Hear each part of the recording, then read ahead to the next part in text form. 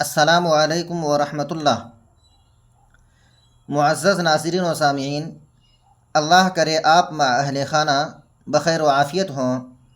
میں مفتی عبدالسلام قاسمی ایک بار پھر آپ کی خدمت میں لایا ہوں اولاد کی تعلیم و تربیت کے 10 سنہرے اصول۔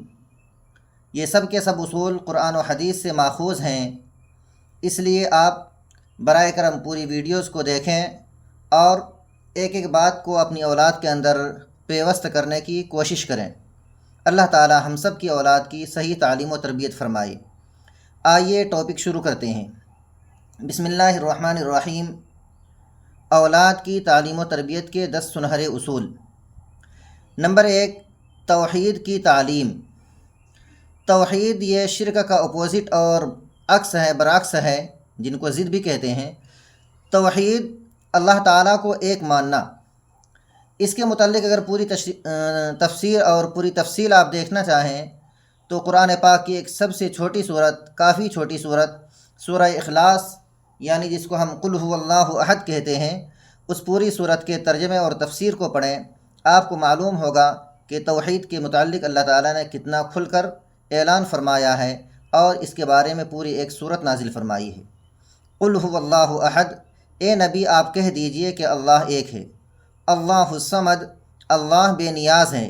لم یلد ولم یولد، نہ اللہ تعالیٰ نے کسی کو جنا اور نہ وہ خود کسی سے جنا گیا۔ ولم یکن لہ کفوا احد، اور کسی بھی چیز میں اس کا کوئی ہمسر نہیں، یعنی اس کے کوئی برابری اور پلے کا نہیں۔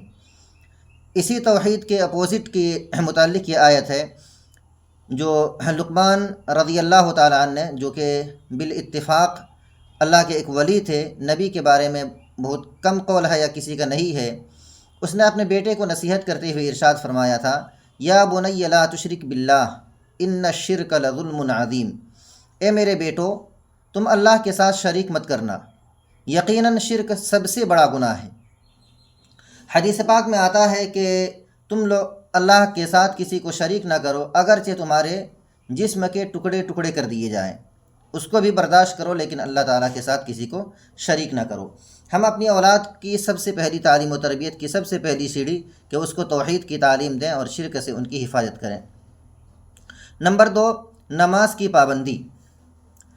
نماز کے متعلق اسی لقمان رضی اللہ تعالیٰ عنہ نے اپنے بیٹے کو نصیحت کرتے ہوئے ارشاد فرمایا، یا بنی اقیم الصلاۃ، اے میرے بیٹو نماز کو قائم کرو۔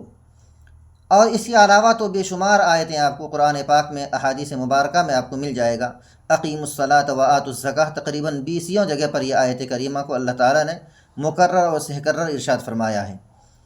حدیث پاک میں اللہ کے نبی صلی اللہ علیہ وسلم نے کھل کر ارشاد فرمایا، جعل قرۃ عینی فی الصلاۃ، میرے آنکھوں کی ٹھنڈک نماز میں رکھی گئی ہے۔ اسی طرح نبی علیہ السلام نے ارشاد فرمایا، جس شخص نے نماز کی پابندی نہیں کی اس کا دین میں کوئی حصہ نہیں۔ اس لیے ہم اپنی اولاد کی صحیح تعلیم و تربیت کی دوسری سیڑھی نماز قائم کرنے پر اور کروانے پر خاص توجہ رکھیں۔ ایک تیسری حدیث بھی مجھے یاد آ گئی، نبی علیہ السلام نے ارشاد فرمایا کہ جب تمہاری اولاد 7 سال کی عمر کو پہنچ جائے تو تم اپنی اولاد کو نماز کا حکم کرو، اور اگر 10 سال کی تمہاری اولاد ہو جائے اور نماز چھوڑے تو اس کے چھوڑنے پر ان کی پٹائی کرو، ان کی سرزنش کرو، ان کی ڈانٹ ڈپٹ کرو۔ تیسری سیڑھی اور تیسرا زینہ اپنی اولاد کی تعلیم و تربیت کا قرآن و دین کی تعلیم۔ اللہ تعالیٰ کا ارشاد ہے، وَأَنذِرْ عَشِيرَتَكَ الْأَقْرَبِينَ، اور آپ اپنے قریبی رشتہ داروں کو ڈرائیے۔ تو ڈرانا کیسے ہوگا؟ وہ قرآن و دین کی تعلیم ہی کے ذریعے سے آپ اپنی اولاد کو ڈرائیں گے، آپ اپنی اولاد کو ترغیب بھی دیں گے اور ترہیب بھی دیں گے۔ شریعت میں جن چیزوں کی طرف لوگوں کو للچایا گیا ہے، جنت کی طرف، جنت کی نعمتوں کی طرف، آپ اپنی اولاد کو بھی ان نعمتوں کی یاد دلائیں، ان کے بارے میں ترغیب دیں، اور جو عذاب اللہ تعالیٰ نے قرآن و حدیث میں بیان کیا ہے اور جن سے ڈرایا ہے ان سے آپ اپنی اولاد کو ڈرائیں۔ نمبر 4، نیکی کا حکم اور برائی سے روکنا۔ یہ آیت کریمہ بھی الگ الگ انداز سے قرآن پاک میں مختلف جگہ پر بیان کیا گیا ہے۔ وَأْمُرْ بِالْمَعْرُوفِ وَانْهَ عَنِ الْمُنْكَرِ، اور بھلائی کا حکم کرو اور برائی سے روکو۔ اس میں ہم اس بات کا اہتمام کریں کہ سب سے پہلے ہم خود بھلائی کریں، اچھے تمام کاموں میں ہم شریک ہوں، اور اس کے بعد اپنی اولاد کو بھی اچھائی کا حکم کریں۔ ہر طرح کی برائی سے، ہر طرح کے لغویات سے، ہر طرح کے منکرات سے سب سے پہلے ہم خود بچیں، اور اپنی اولاد اور اپنی تمام فیملی کو ان سے بچانے کی کوشش کریں۔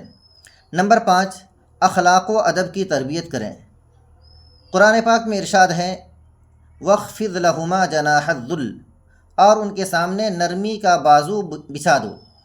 اگرچہ یہ آیت کریمہ والدین کے سلسلے میں ہے کہ آپ اپنی والدین کے سامنے نرمی کا بازو بچھا دیں کہ وہ جس طرح آپ کو استعمال کرنا چاہیں استعمال کریں، آپ ان کے سامنے ذرہ برابر بھی اکڑ نہ کریں۔